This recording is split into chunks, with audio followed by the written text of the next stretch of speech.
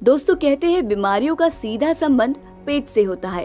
अगर आपका पेट ठीक नहीं है तो कुछ भी अच्छा नहीं लगता। अनियमित दिनचर्या और खान पान के कारण कब्ज और पेट में गैस की समस्या आम बीमारी की तरह हो गई है। ऐसे में कई बार आपका पेट ठीक तरह से साफ नहीं होता, तो इसका मतलब है आप कब्ज के शिकार हैं। कब्ज का सीधा मतलब होता है आपके शरीर में तरल पदार्थ की कमी होना। और इस समस्या से बचाने के लिए आज हकीम सुलेमान खान कुछ खास घरेलू नुस्खे बताएंगे। बहुत तरह से जाता है कॉन्स्टिपेशन। जैसे मैं आपको बताता हूँ, अरंडी का तेल और आपको वो गर्म पड़ता है अगर, तो दूध में, गर्म दूध में मिला कर लिया करें तो फिर ये गर्म नहीं पड़ता।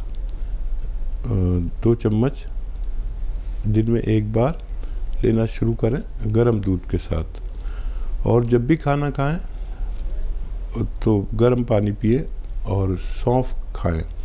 सौंफ अगर नहीं खा सकते, इस उम्र में सौंफ चबा नहीं सकते, तो सौंफ का पानी उबाल कर पी लिया करें 3 बार, 2-2 चम्मच सौंफ। और बेल पत्थर जब आने लगे तो आधी बेल पत्थर हर रोज़ खाएं और खूब पानी पिए। थोड़ा वक्त लगेगा। और कैप्सूल पी केयर याद रखें, capsule P care, P for Patna, सुबह दोपहर शाम हर खाने के बाद पानी से लिया करें, आपको फ़ायदा होना मुमकिन है। ऐसे ही तमाम बीमारियों के असरदार घरेलू उपायों को जानने के लिए आप हकीम सुलेमान जी के इस वीडियो को अंत तक जरूर देखिए। और ज्यादा जानकारी के लिए हमारे YouTube चैनल हकीम सुलेमान पर जरूर आएं। यूपी से हैं शिवानी जी, स्वागत है आपका। हाँ जी, नमस्ते जी। जी नमस्कार। हाँ जी, मेरी बेटी को ना वीट से एलर्जी है, गेहूं से।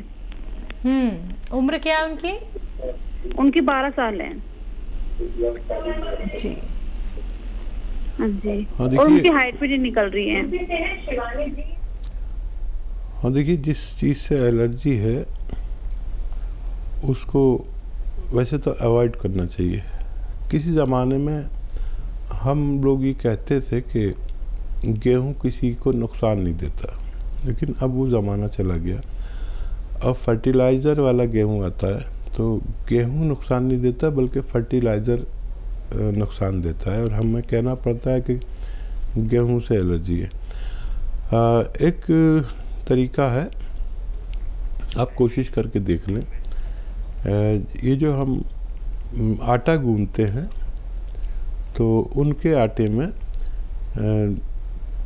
जैसे हम आटा गूंथते हैं तो 1 चम्मच 2 चम्मच नमक भी डाल के गूंथते हैं ताकि वो थोड़ी नमकीन सी हो जाए रोटी। तो अगर आप उनकी रोटी में 1 चुटकी खाने वाला सोडा गूंद दिया करें और फिर खिलाया करें, तो देखें कि क्या अभी भी एलर्जी करता है।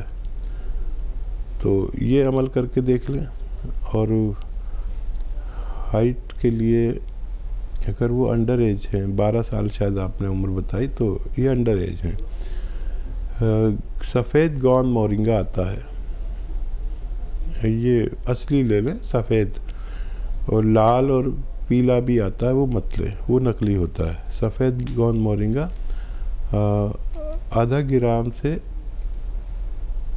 1 ग्राम तक पानी में, दूध में या नारियल पानी में मिलाकर आधे ग्राम से 1 ग्राम तक एक बार बस दिया करें, बच्चे को फ़ायदा होना मुमकिन है। जी, मुंबई से है शशि, स्वागत है आपका। हाँ जी, नमस्कार सुलेमान साहब, आपका प्रोग्राम मैं देखते रहती हूँ जी। और मुझे बहुत पसंद है, इसलिए मैंने काफ़ी कोशिश की, तो आज शायद मुझे मौका मिल रहा है बात करने का। जी, बात कीजिए। हाँ जी, मेरी बेटी है पूजा पांडे, इस समय हैदराबाद में रहती है, लेकिन वो यूएसए में रहती थी आज से 10-11 साल पहले, 8 साल रही। तो वहाँ उसको बेटा हुआ तो उसको वहाँ की वो शायद आबो हवा सूट नहीं हुई, उसके मसल्स में बहुत पेन रहता है सर। और उसने काफी इलाज वहाँ कराया, लेकिन अभी ठीक है, लेकिन वो ठंडियों में उसके पूरा मसल्स इम्यून क्या पता नहीं क्या बोलती है कि पूरा उसका चेहरा लाल हो जाता है, आंखें लाल हो जाती हैं और उंगलियां टेढ़ी जैसी हो जाती हैं ठंडियों में, और बहुत उसको बॉडी एक होने लगता है। वो बच्चा होने के बाद से हुआ सर, जब तक ये बॉम्बे में थी कभी कुछ नहीं हुआ, लेकिन बच्चा होने के बाद उसको बहुत समस्या हो गई। अभी 12 साल का बच्चा है, 2008 में हुआ। ठीक है, मैं समझ गया। अच्छा देखिए, अपनी बच्ची को आपके किचन में जो खाने का सोडा है वो एक चुटकी में जितना आए, एक गिलास पानी में मिलाकर दिन में एक बार पिला दिया करिए, रोज़ाना, बस एक बार।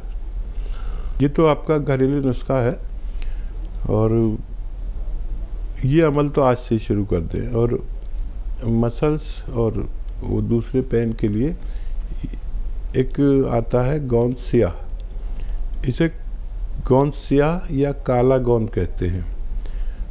इसको आप लें असली।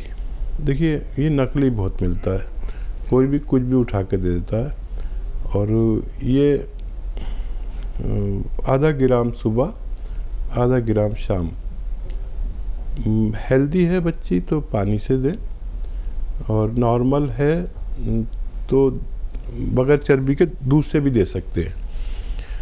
आधा आधा ग्राम देना। और ये कड़वा बहुत होता है, इसकी चने के बराबर गोलियां बना लें, काबली चने के बराबर, जो बड़ा वाला चना होता है ना, छोले भटूरे वाला, उसकी गोलियां बनाकर एक एक गोली चने के बराबर सुबह शाम दिया करें। लेकिन असली लें, ये नकली बहुत मिलता है।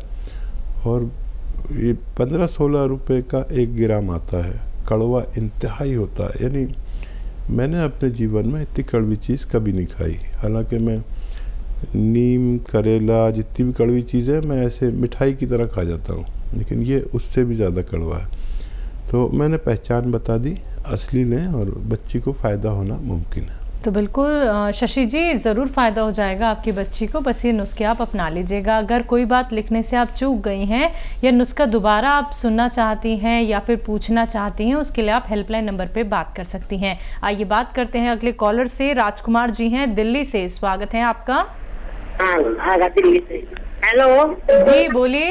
नमस्ते मैडम। जी नमस्कार। नमस्ते भाई साहब। आदाब, जय हिंद। बताइए क्या सवाल है? हाँ जी, मेरे हाथ कटे थे जी, एलर्जी, हाथ कटे थे जी। एलर्जी है? एलर्जी रहती जी, 3-4 डॉक्टरों की दवाई खाई। अरे जी, 3-4 डॉक्टरों की दवाई खाई, अंग्रेजी भी देसी भी जी। अरे जी 6 महीने से जी, 6 महीने की खाई रामदेव की जी।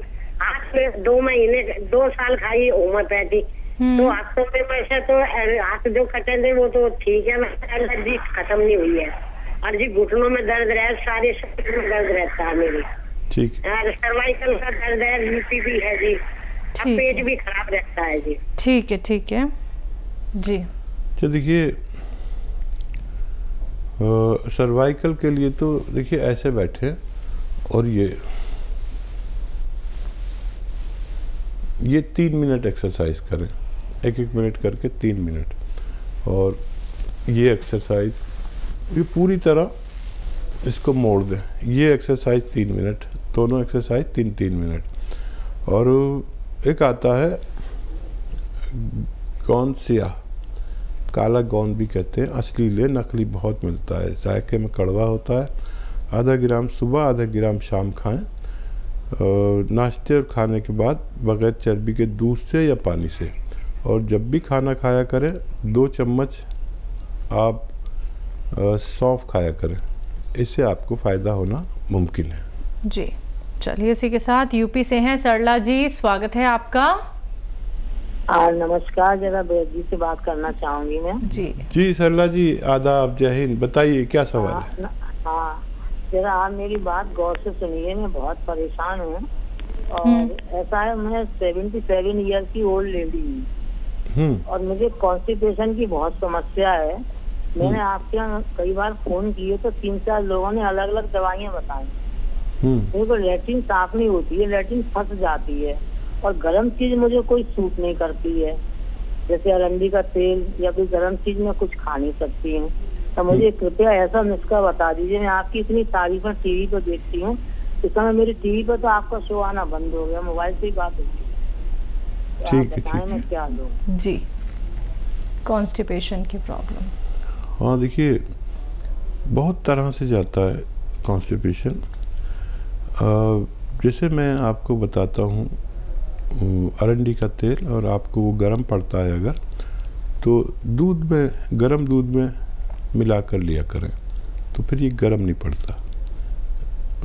2 चम्मच दिन में 1 बार लेना शुरू करें गर्म दूध के साथ। और जब भी खाना खाएं तो गर्म पानी पिए और सौंफ खाएं। सौंफ अगर नहीं खा सकते, इस उम्र में सौंफ चबा नहीं सकते, तो सौंफ का पानी उबाल कर पी लिया करें 3 बार, 2-2 चम्मच सौंफ। और बेल पत्थर जब आने लगे तो आधी बेल पत्थर हर रोज़ खाएं और खूब पानी पिए। थोड़ा वक्त लगेगा। और कैप्सूल पी केयर याद रखें, capsule P care, P for Patna, सुबह दोपहर शाम हर खाने के बाद पानी से लिया करें, आपको फ़ायदा होना मुमकिन है। जी हकीम साहब, ये हमारे पास दूसरे से तीसरे ऐसे कॉलर हैं जिन्हें इतनी भयंकर कॉन्स्टिपेशन हो रखा है कि उन्हें 2-2, 3-3 दिन तक या तो मोशन पास ही नहीं होते हैं या फिर बहुत ज़्यादा तकलीफ से होते हैं। तो जिन लोगों को ये परेशानी है कि 2 दिन हो गए, 3 दिन हो गए हैं लेकिन मोशन पास नहीं हो पा रहा है, तो यानी कि उन्हें और ज़्यादा तकलीफ हो सकती है अगर वो वक्त रहते इसका इलाज ना करें। देखिए, इलाज के भी कई तरीके हैं जी। एक तो इलाज का ही तरीका है कि किसी ने भी आके बता दिया ये चूरन ले लो, आदमी ने चूरन खाया और मोशन भी पास हो गया और गैस भी पास हो गई। उससे आदमी इम्प्रेस हो सकता है कुछ वक्त के लिए। मैं बता दूं कि त्रिफला खा लो, कोई भी आता है बोलता है त्रिफला खा लो। त्रिफला बहुत नुकसान देता है। याद रखें, कोई भी टीवी पर या अखबार में ऐसा आके कहता है कि त्रिफला लो, त्रिफला लो। त्रिफला सबसे ज़्यादा नुकसानदेह है पेट के लिए। त्रिफला में जो हरड़ बहेड़ा होता है, ये ऐसे यूज़ नहीं कर सकते। इसे पहले चर्प करते, चर्प करना कहते हैं। छोटी हड़ को जब हम बादाम या अरंडी के तेल में भून लेते हैं तो इसे चर्प करना कहते हैं। फिर ये शुद्ध हो जाती है और फिर इसका इस्तेमाल कर सकते हैं। तो त्रिफला में सबसे ज़्यादा ये होता है। तो जब भी कोई त्रिफला खाने को कहे तो यकीन रखें कि ये बहुत नुकसान देता है। जब तक इसको बादाम के तेल में या अरंडी के तेल में भूना ना जाए, इसका इस्तेमाल ना हो, वरना ये नुकसान देता है। ये भूनने के बाद आप इस्तेमाल करेंगे तो बहुत फ़ायदा होता है। तो इलाज वो जो चाहे देर में फ़ायदा हो लेकिन मुस्तकिल फ़ायदा होना चाहिए। मैं भी कह सकता हूँ त्रिफला खा लो, लेकिन कल को शिकायत कोई करे तो सबको ख़बरदार करना मेरा काम है कि कोई भी दवाई ऐसे न खाएं या चूरन वगैरह, ये पेट सफ़ा करने वाले बिल्कुल खाना बेहतर नहीं है। अगर आपको अपनी सेहत प्यारी है तो तरीके से इलाज करें और फ़ायदा हो जाता है, ऐसा हमने देखा है।